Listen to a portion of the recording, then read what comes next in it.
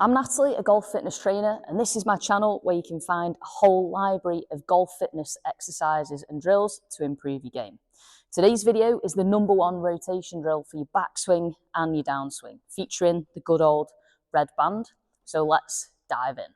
A lack of rotation is one of the biggest complaints from many amateur golfers. A lot of players feeling like they really can't achieve much turn in the backswing, so really lacking some width, and the same in the downswing and the follow-through position, not really getting through the ball and therefore lacking a bit of distance and speed. And this is one of my favourite exercises, mainly because it's really simple and very effective. So you'll notice I've got the good old red resistance band, one of the very common features on this channel. If you haven't got a band, you can still do this exercise without. The idea of the band really is to provide a bit more resistance to the body, helping you work a bit harder and therefore gain a bit more from the movement. So really simple exercise. Hook the band over both of your thumbs. The band goes and sits straight over the back of the shoulder blades here, and you're going to try and keep it as wide as you can. So really pull the band out in terms of lengthening the arms. You feel like one thumb is as far away from the other thumb as possible. When you've got that position, what we're going to do is literally bend over into a small golf posture here. So the hips are sat backwards. Your chest is kind of over to the floor, level with your laces. And the idea of this really now is to rotate as far as you can, keeping the width of the band. So if I start going towards my backswing, I'm going to rotate my upper body, just keeping my left arm down, moving my hips at the same time, so allow your hips to move. And then I'm literally going to come back the other way. So I'm going to rotate my right hand towards the downswing position. My lead leg or my left leg will have sort of mimicked the same position you'd make towards the downswing. And then the same thing happening here as I move back towards the backswing.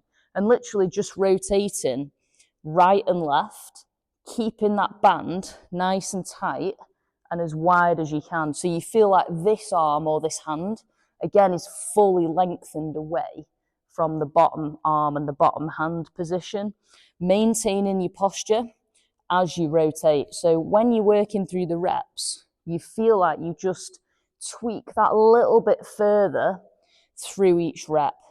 So just nice and smooth. You're turning as far as you feel that you can naturally, with that extra sort of 1-2% rotation as you're moving. And that is what is going to help you get that little bit more turn in the backswing and the downswing. So if we think about how the body works, you have to be able to do a little bit more in order to bring the ceiling up a little bit. So what I mean by that is, if we stay within the realms of what we've got, we're never going to improve. We have to try and push our body a little bit out of range or away from its limits to achieve that progress and that extra rotation that we're looking for within the body.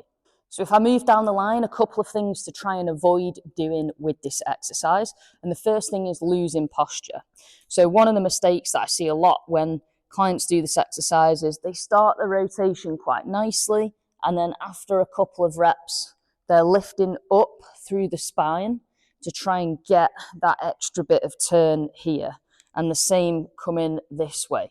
What we want with this drill is to keep the band wide and maintain the spinal angle that you started on. That will help you work through the ribs, through the shoulders, the chest and the hips without having to extend the spine and lift upwards, which is also not going to be great for your back. The second thing is losing width. So we mentioned at the start about the thumbs being as wide as possible, keeping the band nice and tight.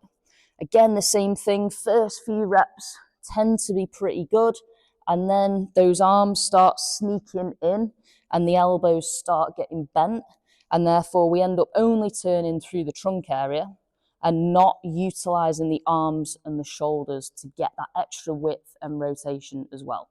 If you think about it in terms of the swing, we would want that width from the backswing here. We wouldn't want the club really close to the body. So avoid those two things when you're doing this exercise. This video is in association with GX golf gloves, worn by amateurs and professionals all over the world. If you haven't seen them already, definitely take a look on the website. They've got loads of other products on there as well. And you can use the code PRO10 for 10% off. So that was my number one rotation drill for your backswing and your downswing. For this exercise, I'd be looking to do even number of reps, both sides. So 10 turn into the right, 10 turn into the left. If you have the resistance band, definitely use it. It does add a little 5–10% to this exercise. If you haven't got it, do it anyway without, and get yourself the band when you can. Awesome exercise to do for golfers of any ability level, whether you're a senior, a junior, someone just starting out, or you're a professional as well.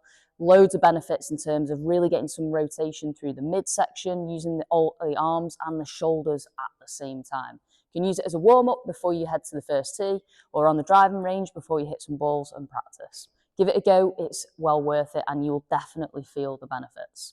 Thanks again for watching this video and joining me on my channel. I really appreciate you taking the time and being here with me. Thumbs up button for a like. If you haven't subscribed, where have you been?